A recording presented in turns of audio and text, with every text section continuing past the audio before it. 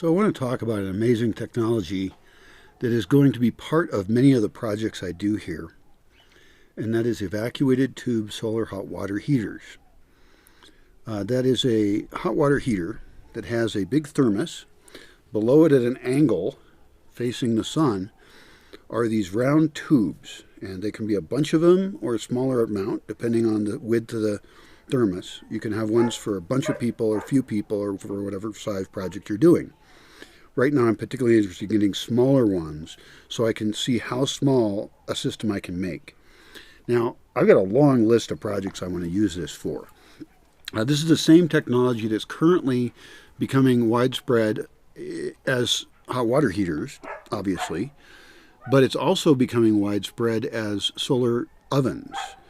You have things like GoSun and other brands that have used this very simple technology. What they've done, instead of putting water in it, they put a tube of food in it, and the food actually cooks. A woman came here to visit me. She had 3 different types of these. She had a really big one from China that had this really pretty pattern on the reflector, because it had reflectors that reflect onto this vacuum tube, and then the food's inside that. This is extremely innovative and changes completely how we think about solar food cooking. They also have a normal-sized one that she had, I think 2 of actually, so she might have come with 4. And then she had a very small one that you could just pop on top of your car to make yourself dinner. Because the big ones, I mean, you could cook for 8 people out of that. And the thing is, it cooks fast. It's really amazingly efficient. Even if it's cloudy, there's still a ton of solar radiation coming in. And because that vacuum tube doesn't let any heat out, the solar radiation could come in, hit the black tube with the water in it for the water versions, and then, or the food. It hits the black thing, heating up what's inside, but none of that heat can escape across the vacuum back out of the glass tube that's outside the black tube. So the uses for this, I've been thinking about for a while. And you can respond to this video, if you like, with some of your own innovative ideas. But here's some of the ones I got, and I'll do videos on each one. One is to heat a building, to just put it on the south side of a building and then use that hot water that's in the thermos coming up into a thermal mass in the building, up into it, so there's no pumps or anything. I don't want pumps on any systems I use with this. I mean, maybe there'll be some, but I don't like pumps. They break. They don't last. I mean, they might break in 4 years, they might break in 10 years, but they're going to break. I don't like it. So I want it to be gravity, not gravity, but heat rising. The hot water rises into going up into whatever it is. And that's going to be tricky because you got to determine the slope of things and all that. But I want hot buildings because of that. And some of the ideas I have are related to specialized hot buildings. But actually a bunch of them are. So we'll go through that list. Number 1 is a solar dehydrator, solar food dehydrator. And that would be a whole room that is the thermal mass within it is being heated up by these solar hot water heaters. And that way, it's during the day heating because, of course, we're taking in colder air from outside. We have the hot water heater on a regulator, so it lets the building get to the right amount of heat and not get too high. But actually, that's not totally true because we do want to heat the thermal mass up so that all night it's still warm. And we want that to bring in cold air at nighttime, the dry air, because it's going to be colder at night, right, no matter where you are. And then we get that thirsty, dry air coming in and going past the foods to dehydrate the foods. And then the foods last longer. And if this is done correctly on the room size scale, so it's big, right? And there needs to be some real good thought in engineering and everything. We probably want an earth roof on that, which I have 2 good earth roofs right now that work great. That's going to provide insulation. It's going to be dry as possible, so there's not going to be a combination with human use and that. And I want it to be dedicated for food drying.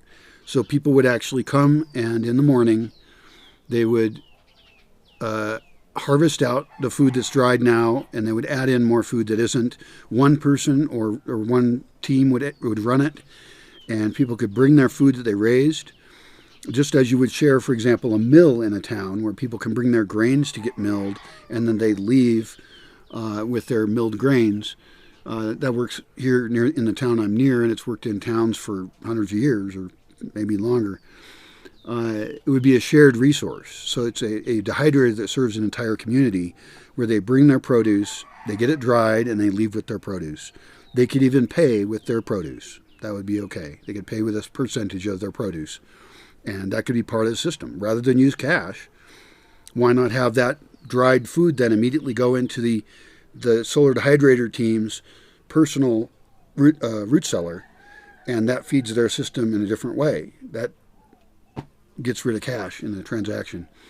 Another use that I find fairly innovative would be the solar. When I want to get this one going, this is a high priority one, more so than the food dehydrator, although they're both pretty high priority. But the solar chicken brooder would be fantastic, and that's because one of the hardest things about raising chickens is you need to raise chicks from being an egg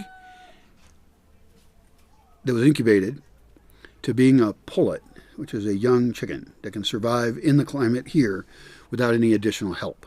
Because when they're first born, they still want to be at like 98 degrees Fahrenheit, which is like a bunch of degrees Celsius, like 20, 30, maybe 30. I don't know what it is. I'm a fucking dumbass. But, no, I shouldn't self-talk like that. I apologize to you. I'm so offensive. I don't give a fuck. I'm just not going to be sensitive. I'm sorry. I just don't give a fuck. I'm a dumb fuck. I'm a genius and a dumb fuck. Both of them. I don't think that's contradictory to say. I think maybe we all are a little bit, but the smarter you are, the dumber you are too. Maybe you're just more extreme. I think that's probably true. It's a good theory. Anyway, so these chicks that come out of the egg, now you're going to ask me, I know you're going to ask me like, well, why don't you have the chickens do it, right? Why don't you have them just sit on the eggs and go broody and sit on the eggs and incubate them and hatch them? That's because when they're broody, they don't produce more eggs, and they're an egg-making machine. That's their primary objective. And I believe with a technology solution designed correctly around a questionable technology, I'll get into maybe, if I remember, I'll get into why it's questionable. But anyway, this would make a hot enough space, and I believe that space could be big enough for humans.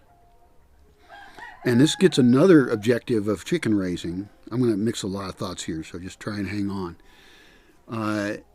I want it to be a chick pub. I want a nighttime socializing spot that is a chick pub. Also, it sounds kind of sexist because you're not supposed to say the word chick in reference to women. In this case, it's to actual chicks, so it's perfectly fine. You don't need to be offended by it. But even if I called women chicks, don't bother getting offended by dumbass shit. Who cares? Like, no one thinks that chicks are, like women are actual physically chicken chicks. Just like people who call men cocks or stuff, they don't think they're actual roosters. Okay, no one's confused. So get with it and just accept language as being the messy thing that it is and assume goodwill on people's part. Anyway, the reason I want to mix the people in with the chicks, the little chickens, is because I want to socialize the hell out of those chicks from when they're first born. I want them to be held. I want them to get used to people, their smells. I want them to be people talking in there. I want there to be music in there at some level that doesn't bother the chicks. But you're only going to bother them for a few hours in the evening, and then some people during the day will come in there as well. But most people during the day are off doing other shit, right? And I mean, it could be available 24/7, but the chicks might have sleeping hours, so you might want to set some limits there. It could be LED lit because it would probably be a super insulated space, so it's unlikely to have a lot of light in there. Of course, you could always reflect light in there. You could have double pane windows in it. I just really want it to be too fucking hot in there. So, and you could build more than one because we're trying to take them from chick stage to pullet stage. That's going to take, 6 weeks? So what a baby chick wants is different than what a almost pullet wants. So you could make 2 of these for the whole brooding process. Both of them could have access to outside resources. And you would have wire over those outside resources so that the little chicks don't get eaten by some hawk or eagle or falcon or something. Because there's birds out there that will eat them chicks. And the smaller the chick, the more secure that space has to be. So the one for the really baby chicks would be super secure. Maybe the same room could serve both. And actually, if there was outside space and you had good nesting areas outside, like good housing outside, the goal would be, because you're trying to overheat the space a lot, that these chicks have the option of cooler spaces. And when you have a chick incubator, a lot of people use an incandescent light, which is a waste of energy. But if they're all crowded around it, then that means that it's too cold in general and they're trying to get closer to the heat. If they're all really away from it, it means it's too hot and they're trying to get away from it. You want to be kind of near it in the middle. And so you would have to adjust this building, and you could adjust the input on the solar hot water heaters, or you could use a smaller one or a bigger one, because ideally you would have a bunch of these to play with to increase the heat. But the mixing of the people into it, the reason that's key is because people want to be warm too. People actually like it pretty hot. I mean, it gets cold out at night during a lot of the year, not all night, not all parts of the year. But so anyway, I'm talking too much about this one project because I need to do a whole video just about that project, but whatever. Other uses for this amazing technology that is so simple, passive, and uses the magic nuclear power plant that we have in the sky. Oh yeah, solar sauna. Big one. Huge.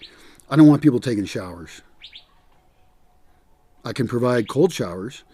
And if someone's really hot in the sauna, they will go out of the sauna and then use the cold shower to clear off. But they're not going to waste that water. Because this is all about saving water and getting really very, very clean. Because regular showers do not get you clean enough. So I want entire solar saunas, an entire solar sauna system. So you enter into it, you clean your feet with water, you clean your nasty spots with water. Nasty.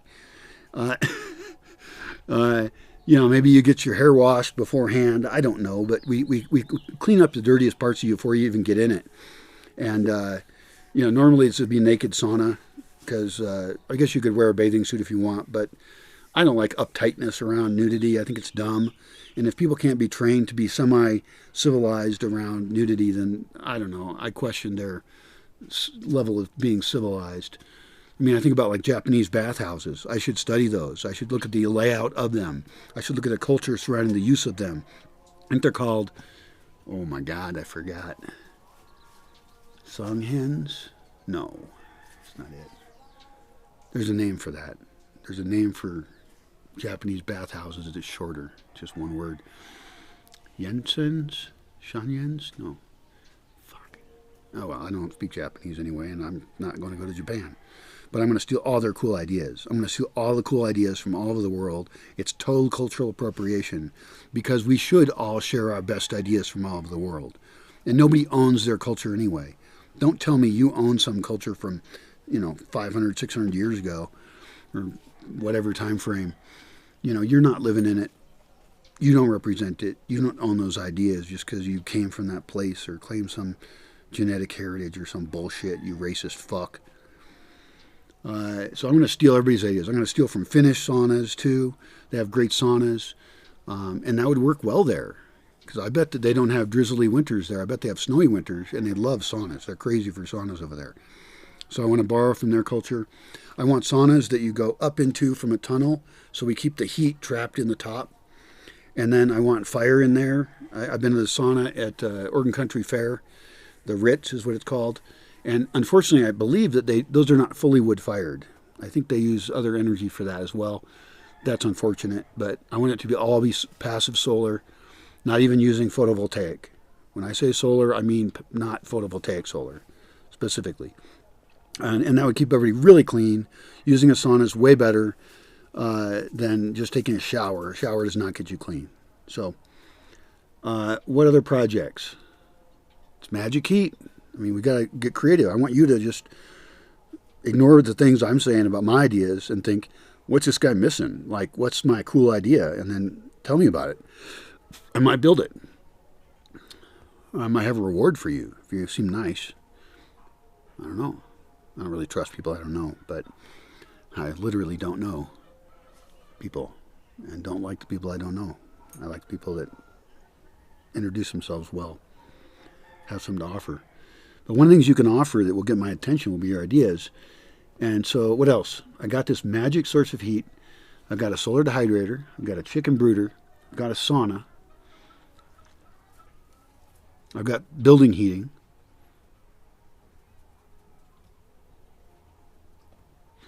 It could even heat the thermal mass within a greenhouse if I really wanted a tropical greenhouse.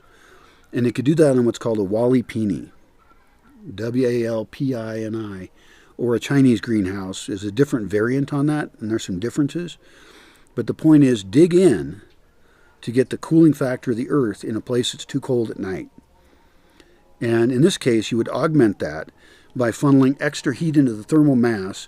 During the day, you might open up windows on the greenhouse to allow heat to escape so you don't bake your plants, right? We're not trying to make a solar oven in this case. Ooh, that's one of my other ideas. I forgot. I need to talk about that one.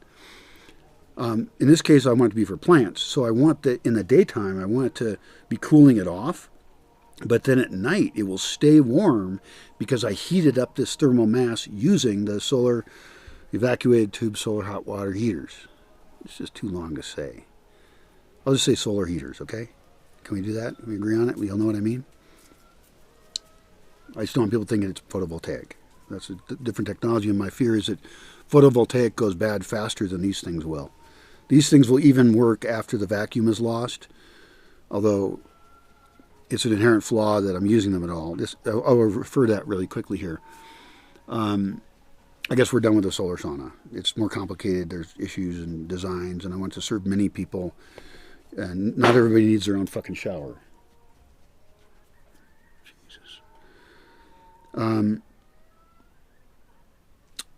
Okay, we'll moving on to the solar oven, which is different than the ones they sell commercially that I mentioned. It's not going to have the food inside the evacuated tube.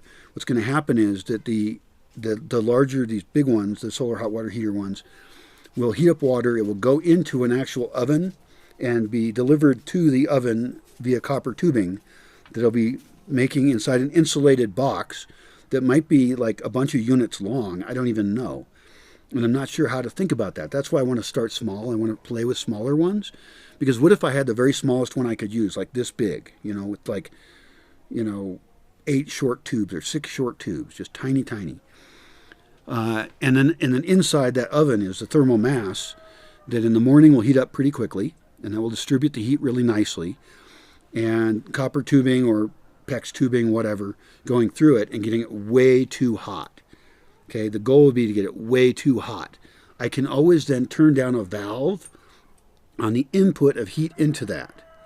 And there could be ones that you heat up specifically way too hot, that are hotter than you need, because then you can use them later in the day when you're losing the heat coming out of the solar hot water heater. But really, I'm imagining if we build a system at different scales, like the first one would just be the tiniest solar hot water heater I can get.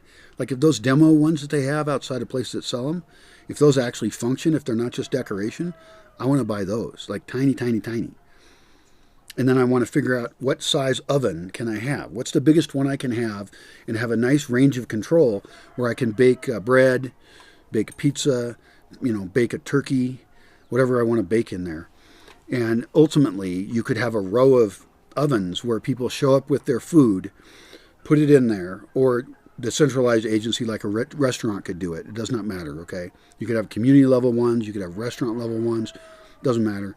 I mean, I could make personal ones. And personal in this case wouldn't be one person. Then I would just do it the way these commercial ones are done now. So it's bigger than personal. It's not as portable. Although, I mean, you could have a mobile bread baking thing that was a truck that you just go to a place, you park it, and you point the solar hot water heater on the truck to the south, and then you've got these ovens sitting there, and you have your your masa, your dough you have mixed up from early in the morning or even from the night before if it was sourdough, and it's been rising in 5-gallon buckets. You got all this dough. You just drive up to a town and you cook the bread right there on site. You sell hot, nice, fresh bread. The best bread there can be. It's coming right out of the damn oven into the people's hands. They love eating it. Fresh fucking bread. Way better than like cold bread. No, this is a luxury item. And you could sell that. And right now there's people who drive around selling bread out of trucks. And this would be you drive to the town early. You set up camp there. You're all comfy with your vehicle, maybe your support vehicle. I don't know. And then you just bake bread. This would work during parts of the year, not others. But I'm pretty sure one of the key items on this is that this kind of solar oven will work even in cloudy weather. And we'd have to measure that. One of the aspects of all these projects I've mentioned so far is that we need to put thermometers in them to measure the temperature of the air or the water at different points. So the ovens would have a thermometer. In the case of the dehydrator, I need a thingy that measures humidity. Not a humidifier. That's very different. Hydrometer? Well, that measures the moisture in something. Actually, a hydrometer also is used in beer. Is that a hydrometer? No, I don't know. I'm tired. I'm really beat up and tired, but I'm still alive, so let's keep going. Fuck it all. Anyway, so bread baking would be great as a mobile thing out of these, but you could bake anything out of in them. And the same actual thing you were baking bread in could actually be cooking other things, where if we were raising animals, it could be that we sold baked meat coming out of these ovens. Like, let's say I was raising emus, for example. Emus are raised for meat, right? They got these cool blue eggs. If you don't know what an emu is, you can look it up. It's cool. They're really weird birds, and they're not as dangerous as cassowaries. Cassowaries, that's with a C. They can kill a dude. Yep. I think it's only happened a few times, but the point is they're meaner. Like ostriches, like that seems inconvenient. They're just too big. And chickens are too small. They're not too small. Chickens are great for eggs, but emus are not efficient for eggs. The point is that out of this same thing that was making bread, you could also have something that was selling food items that were cooked on site and then were mobile. Now, I rarely think about mobility because I'm into solutions built on site. But hopefully these same towns would then build solutions on site using these designs. Because I want the towns around me to be using really good technology that makes them more sustainable. So the idea of driving something somewhere would be cute, fun, really great, and it would be an excellent showcase of technology. But we want the technology to be built into the culture there. So we want these things to be non-mobile, on-site, serving the community. So they have community ovens where they can bring the meat that they butchered, or it serves a restaurant or something, fine. But I don't want it to just be used by a smaller group. If we can get it to be used by the biggest group possible, it'd be great. And so if it's being used by an entire town, how cool would that be? You know, you have a goat, you kill the goat, you go in there with your big bunches of meat, all on the correct kind of thingies for the size of oven it is or whatever. You put your meat on there, it bakes the hell out of it, and then that night, all your friends are eating real happy, you know, and heck, they might be eating right there. I mean, in the mobility sense, you could actually have chairs and tables and stuff and show up and that seems, I don't know, mobility is costly. I'm willing to do it for the fun aspect and the evangelism aspect, but most things should not be portable. Portability has a cost. So we got to balance those things. All right, so we got the solar oven down. What else, since we have a magic source of heat, could we use that for? Oh, I know, hot tub. We could make a fake hot springs. We could make a hot springs, and we could even make it look natural. We could make one that looked really fake, or we could just have hot tubs sitting there that were solar heated. That would be fine. We can do both. It's not one or the other. But I like the idea of having ones that look like they're natural, except that there's all these solar hot water heaters sitting next to them, and that's obviously heating up all this water that goes into them. That can also be combined with the saunas, so the hot tubs are inside the sauna.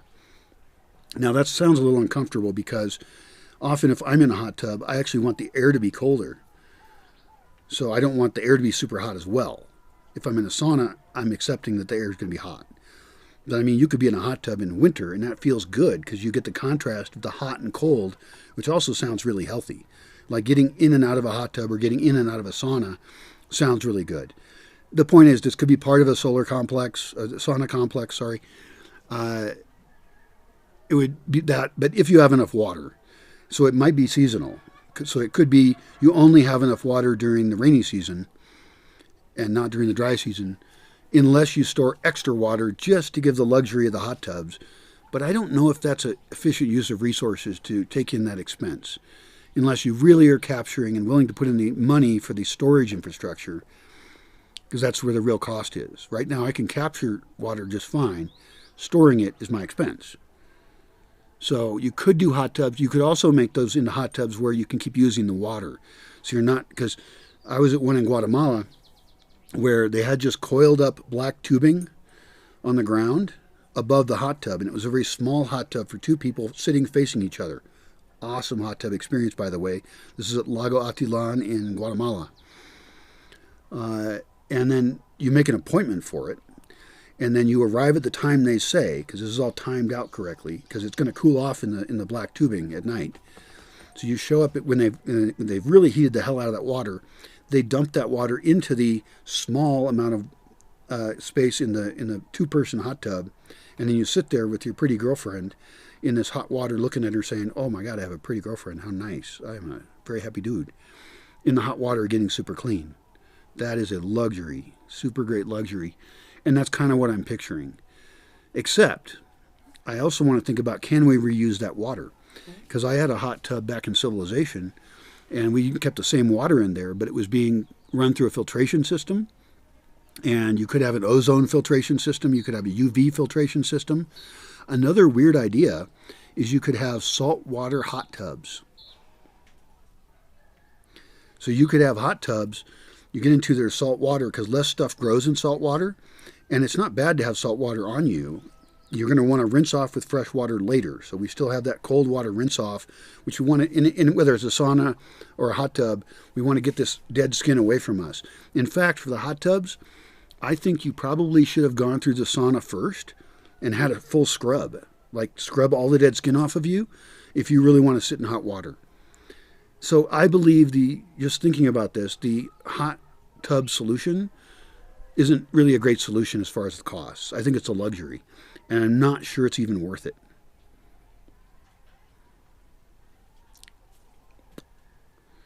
I know they used to have these things where they had like home saunas where you just had a plastic thing that fits around, like in a box around, and you sit within it and your head sticks out so your head is comfortable. That seems really weird looking, but that is a strange idea. Building little personal saunas that your head stick out of. That's pretty funny. It would just look very sci-fi to me. You'd be this head on a shelf, and then below the shelf, your body's getting, sweated off. It would work though. And you could have a steam tube that pumps the wet, hot air in there. And you could dry it out after each day's use. It would dry out naturally at night if you filled the room with cold air. And then all this stuff would die because you want to not have moist places that are hot for very long. You want to kill everything by cooling them off a lot, heating them up and drying them. Yeah. The hot tub water is a tricky thing. So I mentioned the salt. That would be neat though. And I would have to look into what the effect of sitting in salt water is, but I'm pretty sure it's good. It probably causes like osmosis in your cells, and you'd probably want to drink a lot of water, like maybe even more water with a saltwater hot tub. I'm not sure. But just like a saltwater aquarium, in some ways easier to maintain, I think, because less stuff will grow in it. I think it would be easier to keep the water clean if you had a saltwater thing. It could at least be an option. You could have both of them. I mean, if you really made it totally fake hot springs, you could even add sulfur into it to make it smell like a hot springs. That sounds a little weird. But you could definitely have parts of it where you add minerals into it, especially if you're reusing the water or the mineral is very cheap. In the case of salt, that's very cheap currently, and so we could actually change that water out fairly often, especially during the rainy season. But then we also have to think about where that water goes, because wherever the outflow of that salty water is, nothing's going to grow there. It's going to become salty ground, which, by the way, is not bad, because there's actually places I don't want to grow over. And right now I've got stairways that are made out of rock where plants grow in between the rocks, and that makes me angry. And I then have to either give up and not be able to use it, or then get in there and dig out of these plants all the time. So lately I've thought about just dumping salt on it and just understanding that salt's going to run off and it will contaminate the piece of land that's below it with that water. And that's okay. We can make pieces of land that are too salty. It's not going to travel and spread throughout the entire environment, right? It's going to be right there. And so that's okay. It's not evil contamination. It's not toxic contamination. In this case, it would keep that rock stairway, very clean. But we definitely have to think of the inputs and outputs of any of these systems I just mentioned. Most of them have just water cycling through it, which brings up one other interesting issue is there a better liquid to use than water? Or should we even use salty water? Because also salt is really good at moving heat for some reason. Like they have salt batteries, actually. And so I don't know if using salt water in it would be good, or if it would clog it up, or if there could be some problem. Like that's a question I could ask is, can I use salt water in my solar hot water heater to heat up something I want salt water in? Like a salty hot tub, for example. I don't know the answer to that. But there's other substances as well, like weird oily substances or silicon or I don't even know what, that might move heat better and not expand is the same way, because water has the attribute of expanding when it heats up a lot and shrinking when it cools down. And we could have a substance that doesn't do that. But then again, that's also a substance that I would have to go get somewhere. And anything I have to go get is a bad choice for any system. And ultimately, this gets into the thing I mentioned earlier, that there's a flaw in the system here, in that these things are going to eventually break. Even though it's passive, even though there's no pump, they're going to break. So then one imagines, like, could I make a deck that was black and the solar radiation hits it, and then water goes up into a thermal mass from that. It goes up into a building or something. And I wouldn't be using the solar hot water heater. I'd be using the sun hitting a water-filled deck, black deck, that might even have a wall around it to shine more light onto that black deck to heat it up even more. And this would work even without a lot of electricity. Well, no electricity. It would work forever. It wouldn't work with a fragile product, I guess, because I'm concerned about these evacuated tubes being fragile. And the solar radiation, they're going to get destroyed eventually. They're going to lose their vacuum, which was their magic attribute, and they'll still do well even then, but not good enough. So we're relying on something that's going to go bad. It's not the 200-year, 600-year solution I want. So there's other things to think about here. Is how do we take this to an architectural level? How do we have it work at a really big level? Different thing. Is there anything else I can think of using that hot water for? We've got cooking down. We could heat a skillet. So oven is different than a skillet. But if there was a relatively quick heating thermal mass, doesn't have to be that quick, with hot tubes of hot water running through it, it would make the skillet hot enough. And would it be hot enough? I don't know. I have to look up how hot does a skillet have to be, because I'm pretty sure a skillet gets hotter than an oven. And I have to also check, and this is why I have to do testing on this, right? These things have to be tested. I am not sure on the engineering of it. I don't know how it's going to work out. Are all my ideas in this video ridiculous because some engineer will write and say it's not going to get hot enough? I'll tell you this. I have a solar hot water heater. Water boils in it. And I'm pretty sure if it's able to boil, and I'm moving that water into a raised thermal mass, and I still have pressure being able to get out of the thing because there's a tube that comes out of it, and I've seen my tube spewing out steam and water. The hottest of the water would actually be going into the thermal mass, and so it'd be hotter than the water in the thermos. I think I can get it hot enough to bake bread easily, not just quick breads. but like breads that want it to be really hot. I think I can get it hotter than boiling. That sounds crazy, but if I'm imagining trapped water above it, and it won't blow up because if it gets too hot in there, then the pressure will just increase the pressure. It'll still go out the outlet, and you don't want them to get clogged either, by the way, which is another reason not to use anything weird in that, like salt, because it might crust up on it, block it, and then you might blow up. Probably won't blow up, but you gotta be careful about shit like that. So there's a little engineering to do here, and I'm not an engineer. I do understand many factors, but I don't know the formulas behind them. I'm not a trained engineer. I don't have to be to think of really smart shit. So, what else can we do with that heat? We added the skillet. I'm excited about that.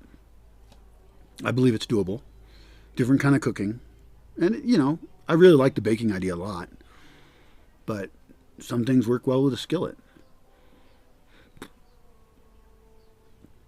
There is the idea of combining these systems. Like, if you had a thermal mass inside the, let's say the chicken coop, the chicken brooder, why not have that go into an oven that's inside the brooder building? This chick pub, right? I just love that name.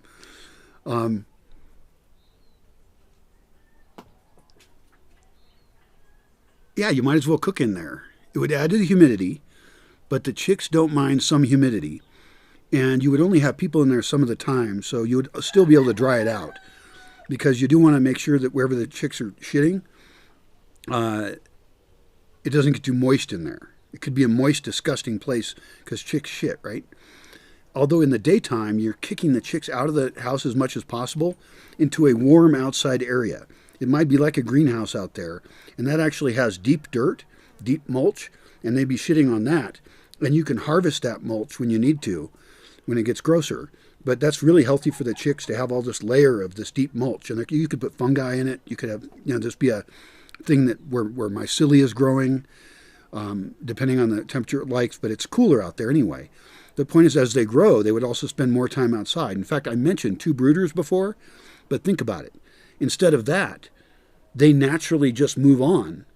So maybe you have a big yard, and the chicks go into it, and then the pullets go into it from the other side, and then eventually the chicks decide, I'm going to live over there because it's too hot in the other one. I don't know, will they figure that out?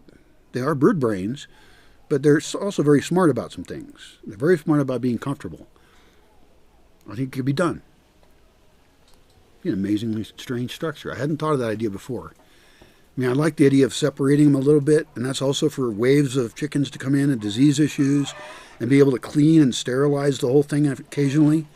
I think that would be wise, is because, you know, you got bird flu and stuff, which wouldn't be a case here. It wouldn't be a risk because you're getting them right out of the egg.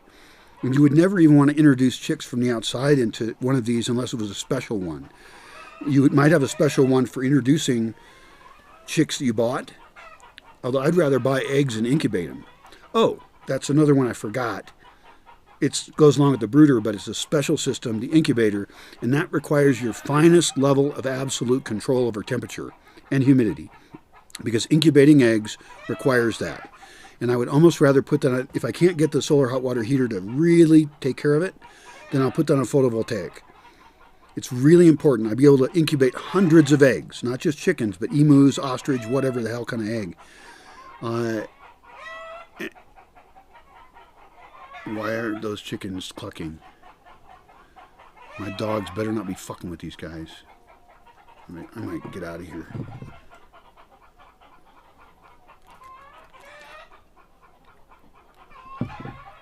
Anyway, the incubator is much more finer control.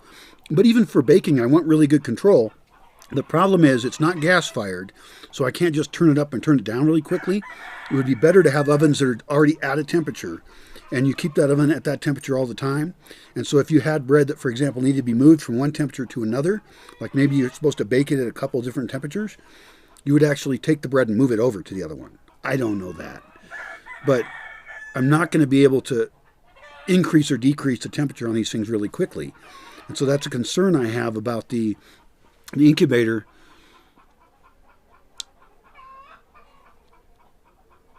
I mean, that is a weird case. I think solar would be a good assist on that, where you could use the hot water heater to heat it up to the right kind of level, and then fine tune it with photovoltaic for now. But I'm really trying to think of solutions beyond the technology I'm evangelizing. I'm saying these are awesome because they are awesome, but I'm saying we can't trust them. We have to build solutions for when those fail. How are we going to do this for later? Like right now, I have a wood-fired sauna, and so we should design anything we use this technology for. How's it going to work when those go away? When we don't have access to those anymore? Because we can't build one.